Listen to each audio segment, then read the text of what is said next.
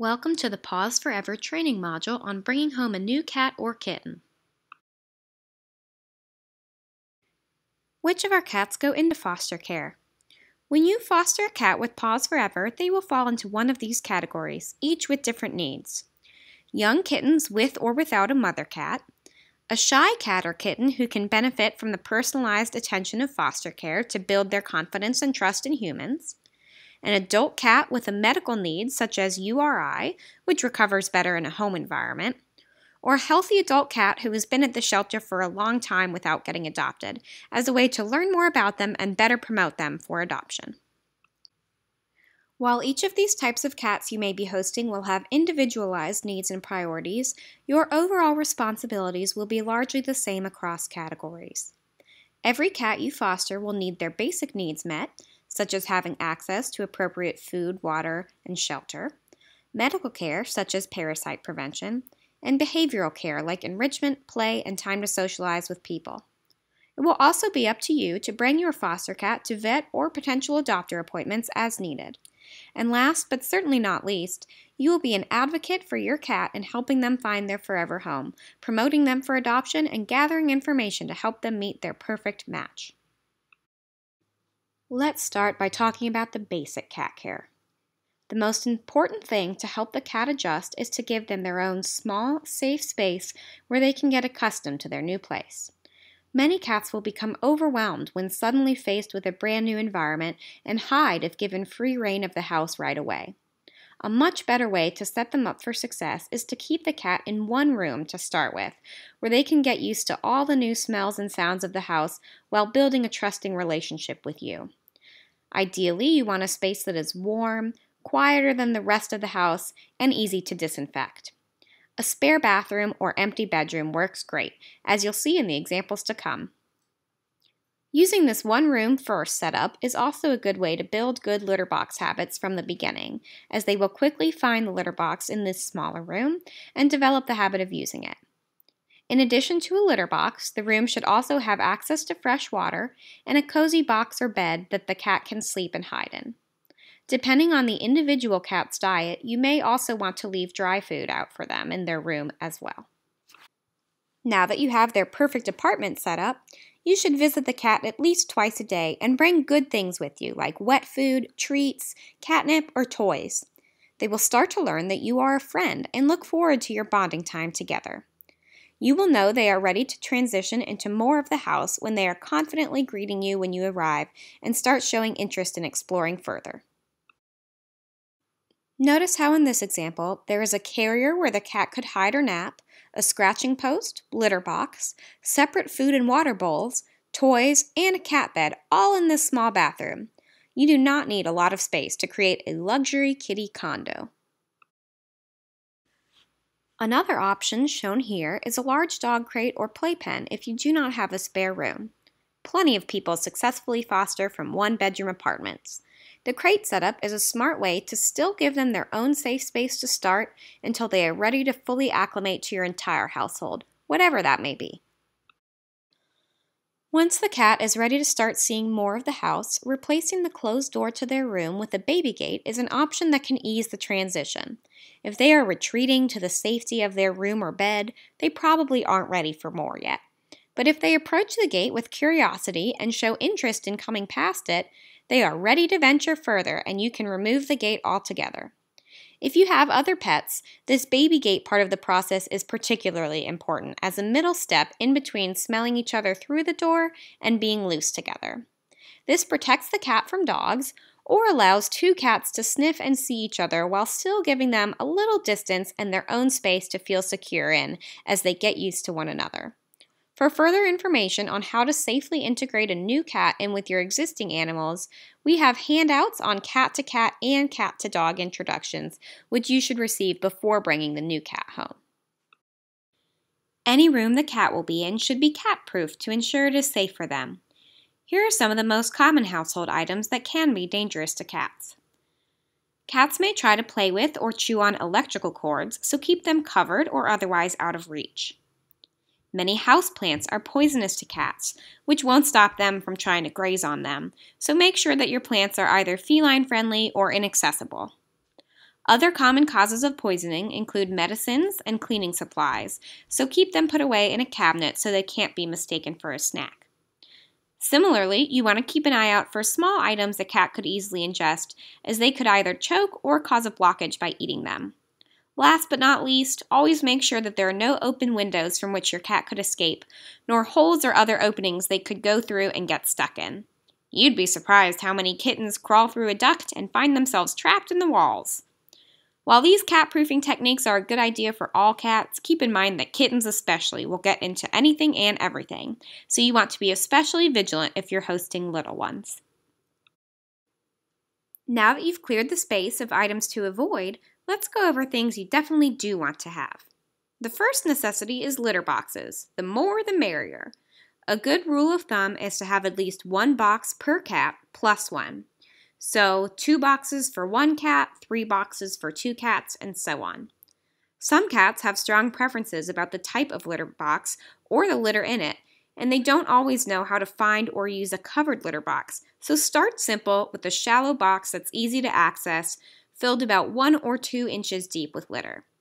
Kittens will need a particularly shallow box with low sides to ensure that they can find and get into it with ease. One of the most common causes of litter box issues is that the box is or feels inaccessible to the cat for some reason, so consider that first if they aren't eliminating where you want them to.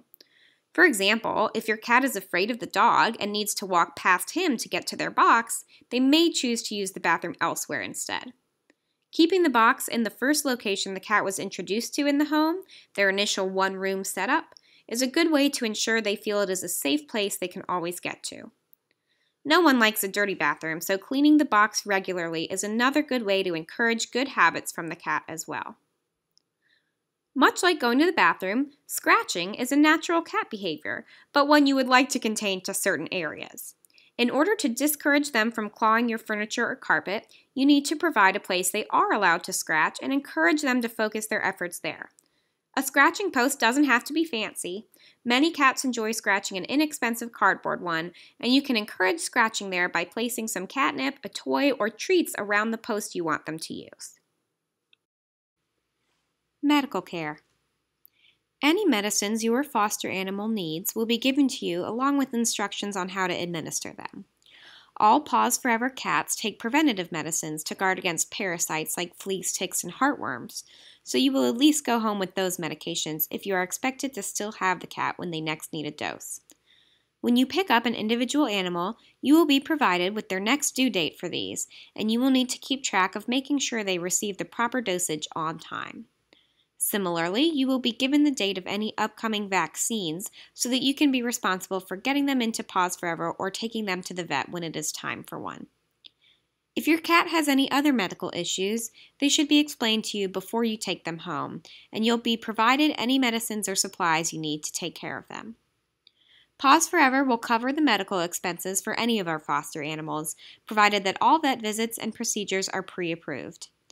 If you have any medical questions or concerns, please contact staff right away who can advise you on the appropriate next steps.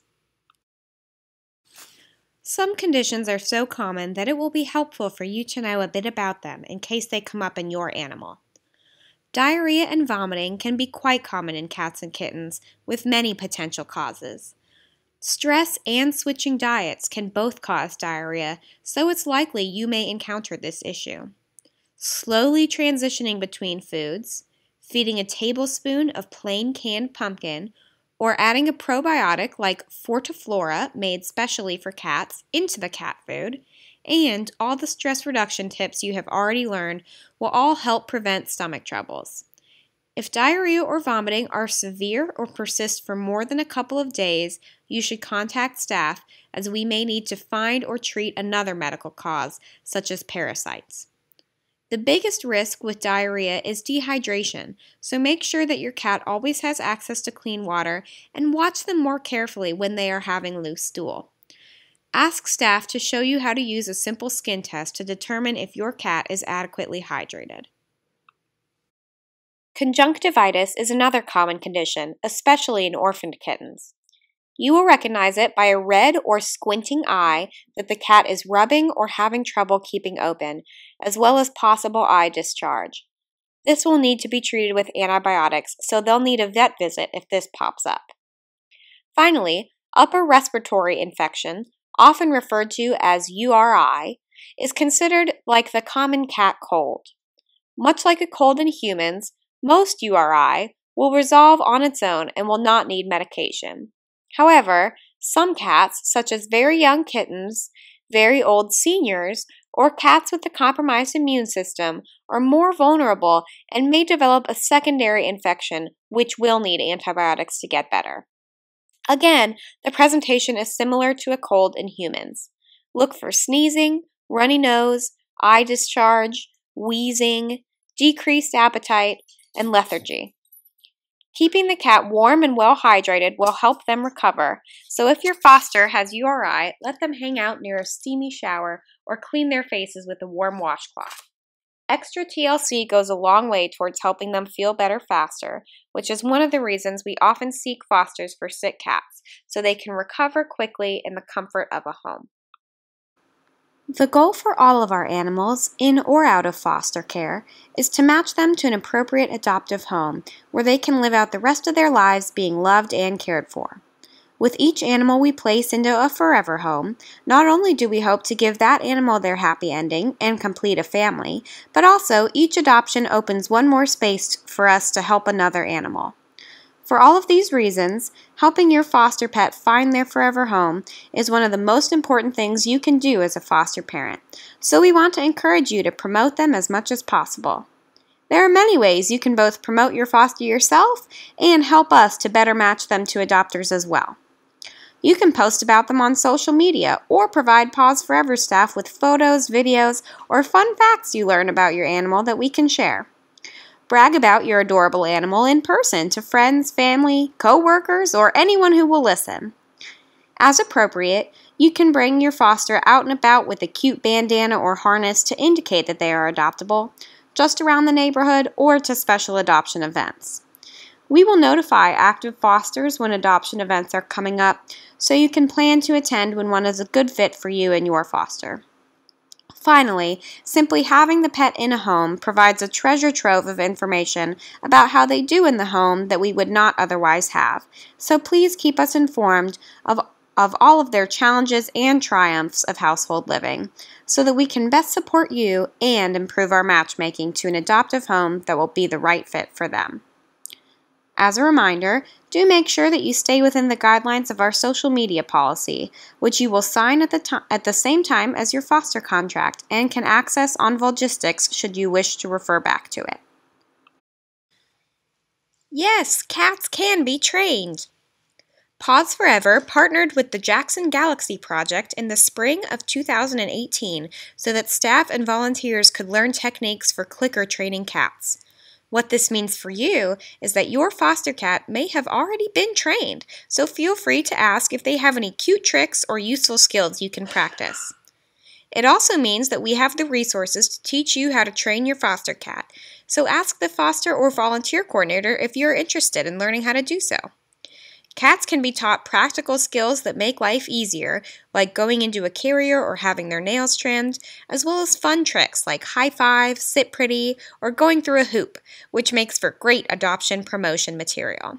We have had great success using training to help shy cats gain confidence, and also in redirecting feisty cats to better use their energy.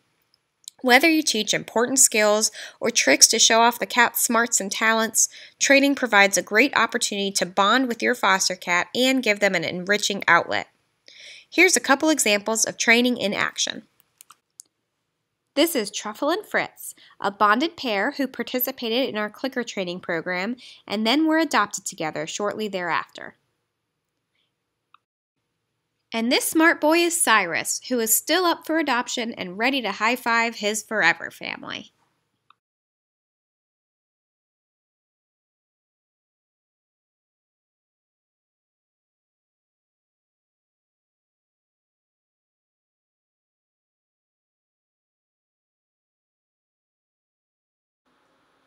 The foster coordinator will be your main point of contact for all your everyday questions, which can be sent by email.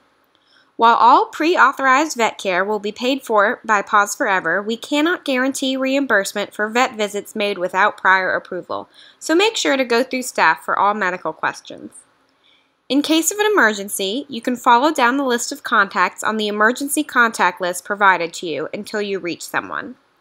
Typically, you should begin by calling the foster coordinator, then the adoption center, and finally the executive director.